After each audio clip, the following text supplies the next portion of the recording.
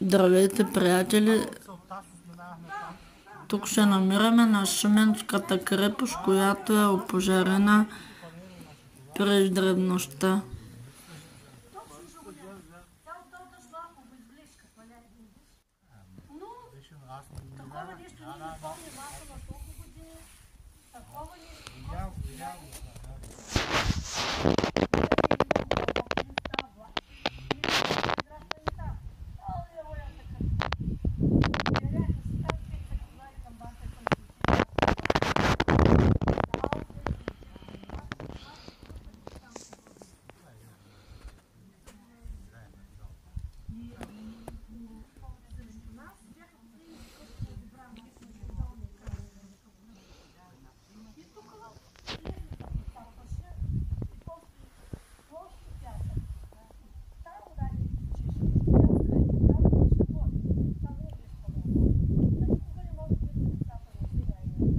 Здравейте, приятели! Намираме се на Шуменската крепост, опожарена по времето на Владислав Варненчик.